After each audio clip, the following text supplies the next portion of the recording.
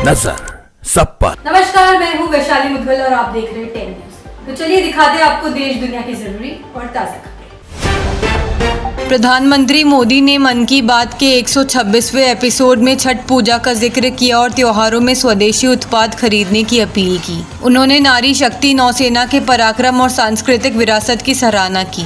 नए GST slab लागू होने के बाद यह उनका पहला संबोधन था जिसमें उन्होंने आत्मनिर्भर भारत पर बल दिया। तमिलनाडु के करूर जिले में अभिनेता और राजनेता विजय की रैली में भगदड़ मच गई जिसमें 39 लोगों की मौत हो गई। मृतकों में महिलाएं और बच्चे भी शामिल है। अस्पताल में शव देखकर राज्य के शिक्षा मंत्री भावुक होकर रो पड़े। यह हादसा पूरे राज्य को हिला गया है। मुख्यमंत्री एमके स्टालिन ने जांच आयोग गठित किया और मृतकों के परिवार को 10 लाख व घायलों को 1 लाख रुपए मुआवजा घोषित किया। राज्य सरकार ने घटना को बेहद गंभीर मानते हुए कार्रवाई शुरू की। फिल्मी सितारों ने भी दुख जताया। रजनीकांत और कमल हासन ने मृतकों के परिवार को सांत्वना दी और पीड़ितों की मदद की अपील की।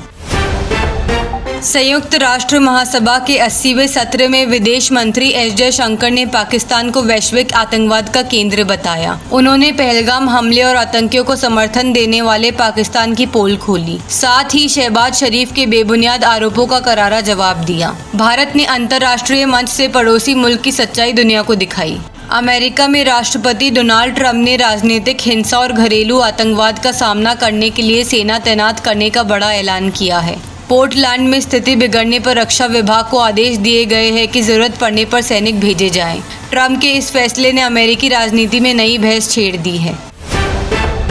संयुक्त राष्ट्र महासभा के दौरान ब्रिक्स विदेश मंत्रियों की बैठक में एस जयशंकर ने संरक्षणवाद और टैरिफ की अस्थिरता पर चिंता जताई। उन्होंने बहुपक्षीय व्यापार प्रणाली की रक्षा का आह्वान किया। जयशंकर ने कहा कि ऐसे समय में जब वैश्विक बहुपक्षवाद दबाव में है, ब्रिक्स एक मजबूत और रचनात्मक बदलाव की आवाज बनकर उभरा है। संयुक्त राष्ट्र ने ईरान पर परमाणु कार्यक्रम को लेकर फिर से प्रतिबंध लागू कर दिए हैं। इसके तहत हथियार सौदे बंद होंगे, विदेशी संपत्ति फ्रीज होगी और मिसाइल कार्यक्रम पर रोक लगेगी। पहले से कमजोर अर्थव्यवस्था पर इसका बड़ा असर पड़ा है। रियाल रिकॉर्ड निचले स्तर पर पहुंच गया है और महंगाई ने जनता की मुश्किलें बढ़ा दी है।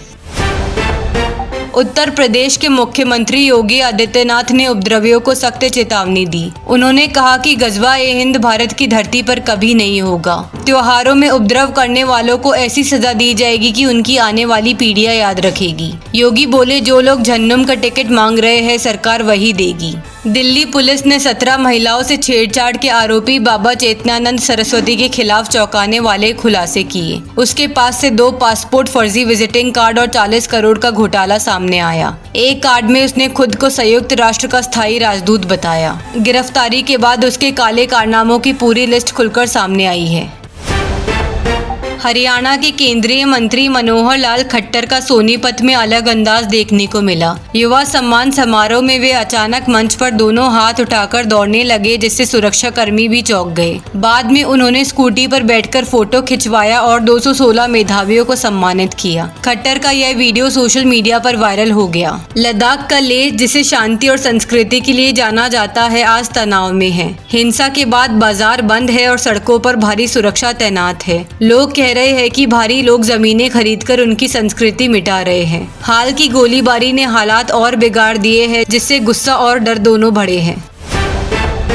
लुधियाना में 71 वर्षीय एनआरआई रुपिंदर कौर की हत्या का सनसनीखेज मामला सामने आया है। पुलिस ने टाइपिस्ट सुखजीत को गिरफ्तार किया जिसने शव जलाकर हड्डियां नाले में फेंकी। हत्या की साजिश में पीड़िता का मंगेतर चरणजीत सिंह ग्रेवाल शामिल बताया जा रहा है जो फरार है। हत्या से पहले का रुपिंदर का वीडियो भी सामने आया है। जम्मू कश्मीर के सांबा जिले में अंतर्राष्ट्रीय सीमा पर संदिग्ध पाकिस्तानी ड्रोन दिखा। सुबह करीब 6:30 बजे ये रामगढ़ सेक्टर के करलियान गांव के ऊपर मंडराया और अचानक गायब हो गया। बीएसएफ ने तुरंत तलाशी अभियान शुरू किया। आशंका है कि ड्रोन से हथियार या ड्रग्स गिराए गए हो। इलाके में चौकसी और सर्च ऑपरेशन तेज कर दिए गए हैं। पश्चिम बंगाल के बहरामपुर में दुर्गा पूजा पंडाल में इस बार महिषासुर को अमेरिकी राष्ट्रपति डोनाल्ड ट्रंप का रूप दिया गया है। आयोजकों का कहना है कि ट्रंप ने पीएम मोदी को धोखा दिया और भारत पर टैरिफ लगाकर मित्रता तोड़ी। यही वजह है कि उन्हें राक्षस के प्रतीक के रूप में दर्शाया गया। हिमाचल प्रदेश के ऊना के एसडीएम विश्व मोहन देव चौहान पर रेप का आरोप लगा है। पीड़िता का कहना है कि उन्होंने ऑफिस और रेस्ट हाउस में जबरन संबंध बनाए और वीडियो बनाकर ब्लैकमेल किया। कोर्ट ने अग्रिम जमानत देने से इनकार कर दिया है। चौहान 6 दिन से फरार है और मामला गंभीर मोड़ पर है। पटना में प्रेमिका ने अपने प्रेमी को सिलबट्टे से कूचकर हत्या कर दी और खुद पुलिस को फोन कर बुला लिया। पुलिस मौके पर पहुंची तो आरोपी लड़की ने अपना गुनाह कबूल किया। यह घटना कंकड़बाग थाना क्षेत्र की है। एफएसएल टीम जांच कर रही है। आरोपी को गिरफ्तार कर पूछताछ की जा रही है। मौसम विभाग ने मुंबई, ठाणे और आसपास के जिलों में अत्यधिक भारी बारिश की चेतावनी दी है। 30 सितंबर तक राज्य में हाई अलर्ट घोषित किया गया है। प्रशासन ने बचाव दलों को तैयार रखा है और नागरिकों से सतर्क रहने की अपील की है। लगातार बौछारों से जनजीवन प्रभावित होने का खतरा बढ़ गया है। भारत की 18 वर्षीय पैरा तीरंदाज शीतल देवी ने चीन के ग्वांगजू में इतिहास रच दिया। उन्होंने वर्ल्ड पैरा आर्चरी चैंपियनशिप में गोल्ड मेडल जीता। तुर्की की शीर्ष तीरंदाज को मात देकर शीतल बिना हाथों के ये उपलब्धि हासिल करने वाली पहली भारतीय खिलाड़ी बनी। उनकी जीत ने पूरे देश को गर्व से भर दिया। एशिया कप फाइनल से पहले भारतीय कप्तान सूर्य कुमार यादव ने आधिकारिक फोटोशूट से इनकार कर दिया। इस पर पाकिस्तानी कप्तान सलमान आगा भड़क गए और कड़ा बयान दिया। भारत पाकिस्तान के बीच होने वाला यह महामुकाबला रात 8 बजे दुबई स्टेडियम में खेला जाएगा। मुकाबले से पहले दोनों टीमों के बीच तनाव और बढ़ गया है। फिल्म फेयर अवार्ड्स 2025 की नॉमिनेशन लिस्ट जारी हो गई है। अहमदाबाद में होने वाले आयोजन में किरण राव की फिल्म लापता लेडीज ने बाजी मारी और 22 कैटेगरी में नामांकन हासिल किया। इसके बाद स्त्री 2 और मैदान को भी कई नामांकन मिले। इस बार अवार्ड्स में कड़ा मुकाबला देखने को मिलेगा।